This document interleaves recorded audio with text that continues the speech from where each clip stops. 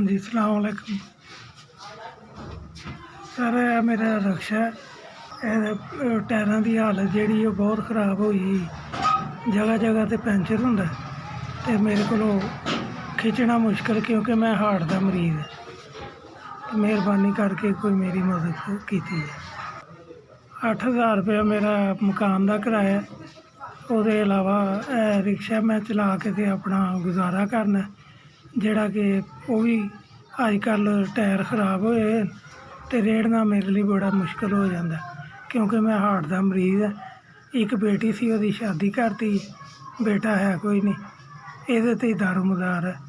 मेहरबानी करके मेरी कोई मदद की जाए। मैनू टायर पवा दो, मैं तुहाडे हक अंदर दुआ करा।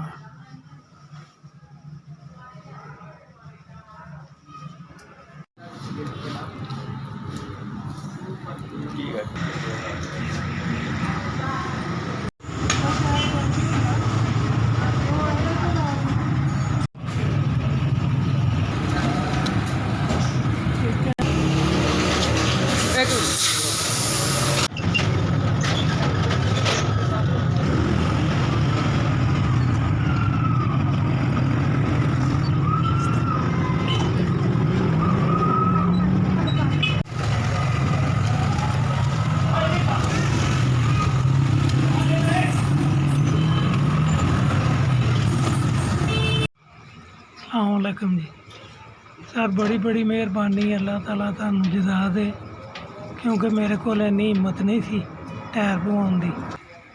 सर मेरे दोवें टायर नवे पै गए, अल्लाह ताला की मेहरबानी तो बाद 7700 के 2 टायर पे न।